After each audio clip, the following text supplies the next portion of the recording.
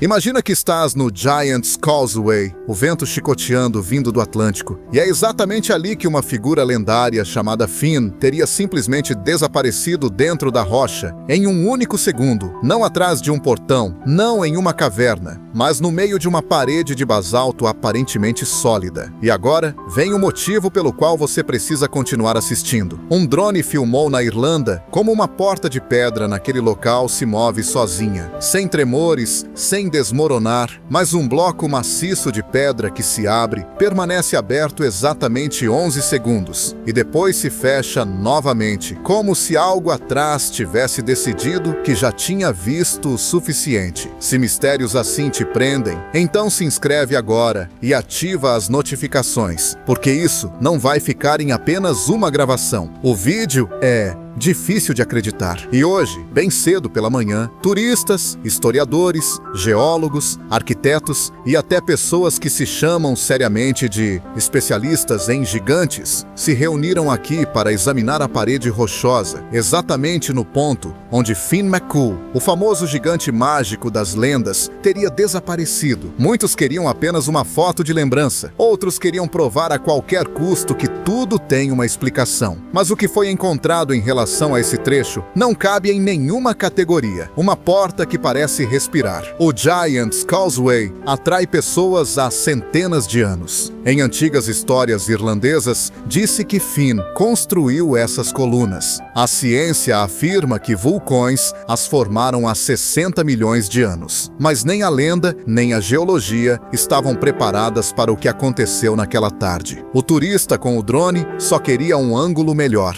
como qualquer um que espera filmar algo que chame atenção na internet. Música. Lá embaixo, as pessoas pareciam pequenos pontos entre as colunas hexagonais que se estendem como um padrão de pedra até o mar. Tudo parecia calmo, normal, quase entediante. E então, uma única placa de pedra começou a se mover. Não a rachar, não a quebrar. Ela deslizou para fora, devagar, controlada, deliberada, como se fosse uma porta assentada em dobradiças antigas. E escuta isso! Exatamente ali onde, segundo a tradição, Finn desapareceu na rocha, sem fenda visível, sem moldura, sem nada que indicasse uma entrada, várias pessoas no solo viram a mesma coisa. O guarda-parque Thomas Brennan foi o primeiro a relatar. Suas mãos tremiam tanto que ele mal conseguia segurar o rádio. A voz falhou 2 vezes enquanto falava. Ele disse que a rocha se moveu como uma porta, de forma lisa e intencional, e descreveu como se a montanha tivesse expirado. Antes que alguém pudesse reagir, a placa deslizou de volta. A rocha se fechou e as pessoas ficaram ali, imóveis, como se o cérebro precisasse primeiro aprender o que os olhos acabaram de ver. Pensa nisso por um momento. Uma formação de rocha vulcânica, criada há 60 milhões de anos, se abre e se fecha, como se alguém atrás estivesse conferindo quem bateu. Quando investigadores analisaram o material quadro a quadro, encontraram algo que lhes virou o estômago. Nenhuma fenda, nenhuma junta, nenhuma costura visível. O basalto parecia completamente maciço, como se nada jamais tivesse se movido. Mas a filmagem do drone mostrava o contrário. Os carimbos de tempo estavam intactos. Nenhum corte, nenhuma manipulação evidente. Algo se abriu naquela parede e algo se fechou novamente. O mais estranho, no entanto, veio depois. Várias testemunhas relataram independentemente que, pouco antes do movimento da pedra, ouviram um som profundo e regular, que parecia vir da própria parede rochosa. Nenhum eco, nenhum vento, nenhuma água. Soava como uma respiração lenta e pesada. Sean Nally, professor de geologia de Dublin, que por acaso estava no local naquele dia, ficou visivelmente pálido ao contar isso aos investigadores. Ele disse que parecia algo gigantesco, inspirando de forma consciente, calma e controlada, como quando se coloca o ouvido no peito de uma pessoa dormindo. Mas então veio um detalhe que até ele o fez hesitar. Entre essas respirações, dava para ouvir claramente um ronco. Sim, ronco, do interior de uma montanha. de rocha vulcânica que existe há 60 milhões de anos. De repente, a velha história já não parecia tão absurda. A lenda diz que Finn McCool dorme sob o Giant's Causeway e que um dia despertará. E agora, esses sons não vinham de uma caverna ou de uma fenda, mas de basalto maciço. Pouco depois, decidiu-se usar tecnologia moderna. Um escaneamento por sonar deveria mostrar se havia algo atrás daquele ponto. Muitos esperavam que não se encontrasse nada e que tudo terminasse como um mal-entendido. Mas aconteceu exatamente o oposto. O espaço atrás daquela parede de basalto não estava vazio. O escaneamento mostrou várias formas altas e eretas em uma espécie de câmara, esbeltas, imóveis, claramente delimitadas. Lembravam corpos humanos, só que grandes demais. Mais de 2,5 metros de altura, maiores do que qualquer ser humano conhecido, de qualquer época. E não estavam distribuídas de forma caótica. Formavam uma linha, espaçamentos regulares, dispostas com precisão, como se alguém as tivesse colocado ali de propósito. A doutora Margaret Sullivan, da Queen's University em Belfast, foi a primeira a analisar essas imagens. Ela ficou sentada diante dos dados por tanto tempo que o café esfriou completamente. Sua assistente contou depois que ela mal se mexeu por quase 1 hora. Quando finalmente falou, sua voz era pouco mais que um sussurro. Basalto, disse ela, não se forma simplesmente ao redor de objetos perfeitamente eretos. Era impossível, a menos que esses objetos já estivessem ali antes de a rocha solidificar. Ela verificou os equipamentos. 1 vez, 2, 3. O escaneamento foi repetido. O resultado permaneceu idêntico. E isso significava apenas uma coisa. Essas figuras estavam ali enquanto a rocha líquida as envolvia. Elas não caíram, não tentaram fugir,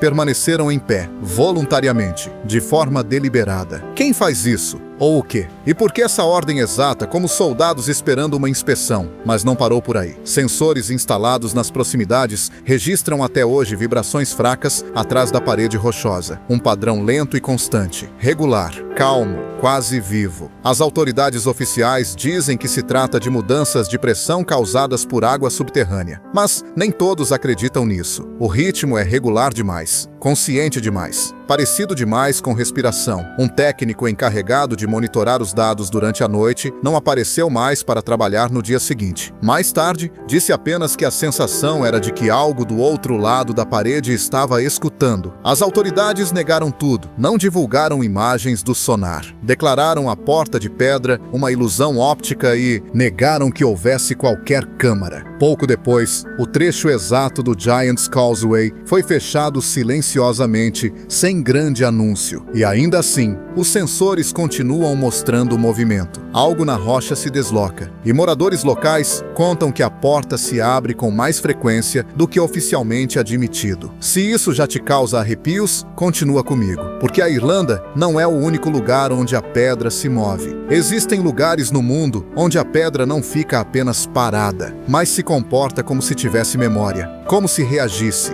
Um desses lugares fica bem longe da Irlanda, em paredões íngremes que parecem uma cidade abandonada. As falésias de Mira se erguem verticalmente para o céu, sua superfície coberta por aberturas retangulares que, à distância, parecem janelas. Ao se aproximar, percebe-se que não são casas, são túmulos. Atrás de mim, vêem-se as câmaras funerárias escavadas na rocha de Mira. De longe, tudo parece calmo, quase bonito, como uma antiga vila congelada no tempo. Mas essas fachadas pertencem aos mortos, centenas deles. Os lícios escavaram essas câmaras diretamente nas paredes íngremes há mais de 2.000 anos. Eles acreditavam que a alma precisava de um lugar digno após a morte. Então criaram bairros inteiros para os falecidos, com varandas, colunas e interiores pintados. Uma cidade para os mortos. Mas o perturbador começa de verdade quando se entra. No chamado Túmulo do Leão, há algo que até arqueólogos experientes deixam em silêncio. No interior,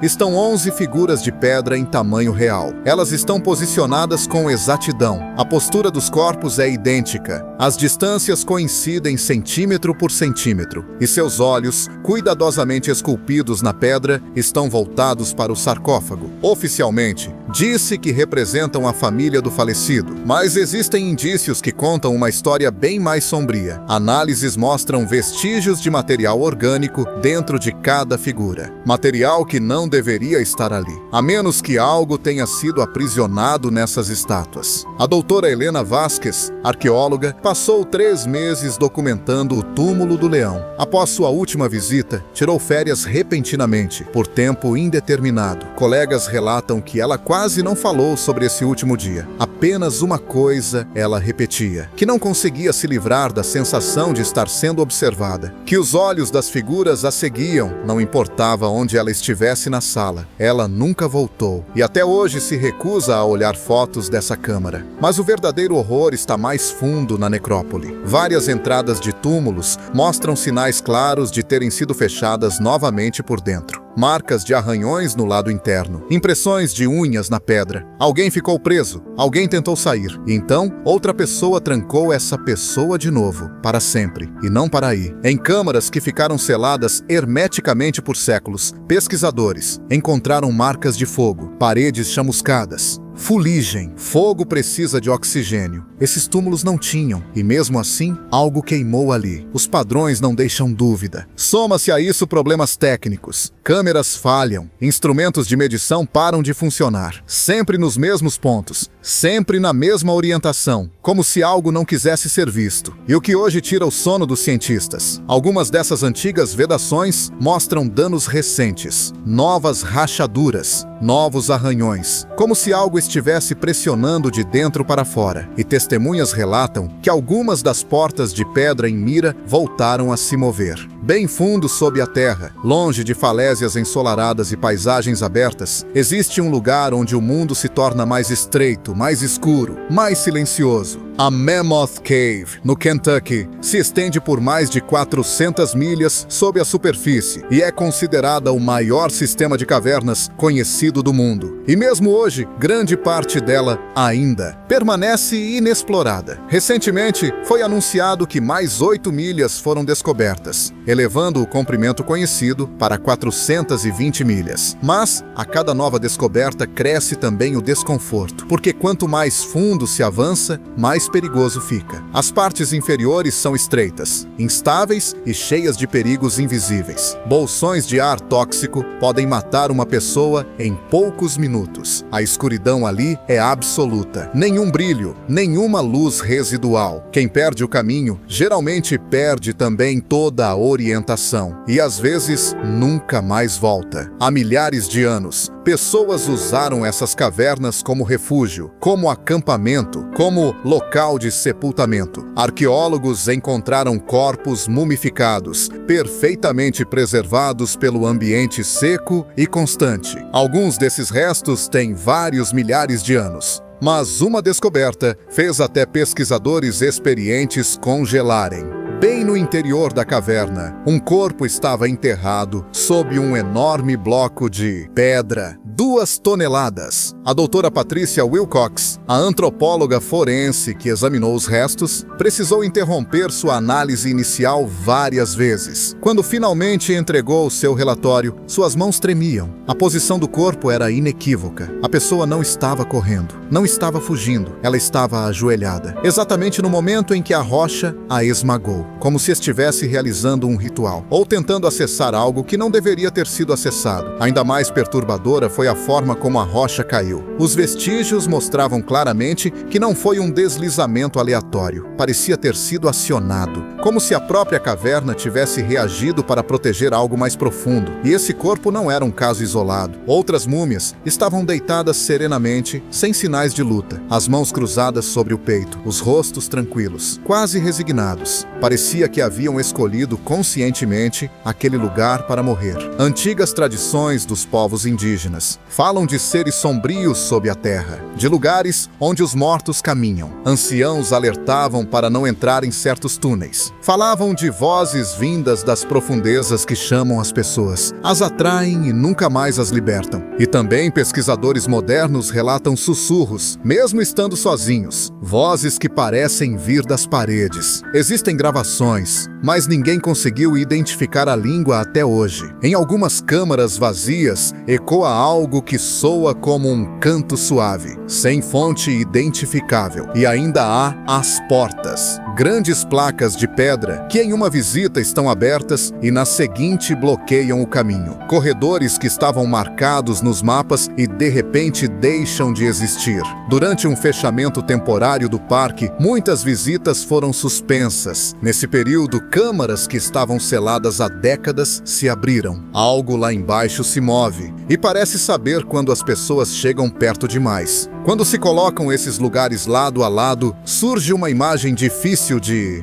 ignorar. Na Irlanda, a pedra se abre como um pulmão. Na Turquia, túmulos se fecham por dentro. No Kentucky, caminhos se deslocam nas profundezas da terra. 3 países, 3 continentes, 3 culturas e épocas totalmente diferentes. E ainda assim, o mesmo movimento silencioso. A mesma impressão de que algo foi ocultado, de forma deliberada. Isso não é coincidência. É um padrão. Há milhares de anos, humanos encerram coisas sob a terra. Não apenas mortos, não apenas tesouros, mas coisas que não se queria deixar chegar à superfície. Sob montanhas, sob falésias, sob sistemas de cavernas. A própria terra virou o selo, e nós continuamos vivendo na superfície, construindo cidades, abrindo estradas, erguendo monumentos, convencidos de que entendíamos o mundo, enquanto sob nossos pés existem espaços nunca explorados, corredores jamais mapeados e vestígios que desafiam qualquer explicação. As imagens do Giant's Causeway foram vistas milhões de vezes. Mas autoridades continuam falando em ilusão de luz, diferenças de temperatura, processos geológicos absolutamente normais. Mas as pessoas que estavam ali naquele dia sabem o que viveram. Sentiram o tremor no solo, ouviram a respiração vindo de rocha maciça e viram uma porta de pedra se abrir e algo atrás dela permanecer oculto, algo que não era visto havia 60 milhões de anos. A antiga narrativa diz que algo dorme sob o Giant's Causeway, que só despertará quando a Irlanda precisar. Por muito tempo, isso foi tratado como mito. Mas mitos não simplesmente desaparecem. Eles sobrevivem porque contêm fragmentos de verdade, porque alertam, e às vezes só percebemos, muito tarde, contra o quê? Os sensores na costa continuam ativos, os sonares seguem registrando dados, e os números mostram movimento, rítmico, constante, vivo. Nos últimos 6 meses, a frequência dessas vibrações aumentou de forma clara. Seja o que for que esteja lá embaixo, está ficando mais ativo, não agressivo, não frenético, mas desperto. Esses lugares foram encontrados, essas coisas foram documentadas, e agora você conhece as mesmas informações. Mas isso aqui foi apenas o começo. Existem outros sítios, outras gravações, outras pistas que foram suprimidas ou ignoradas por décadas. A próxima descoberta já está à espera, e comparado a ela, até o Giant's Causeway parece apenas uma preparação. A pedra se lembra de coisas que nós esquecemos, e em todo o mundo ela começa a se mexer.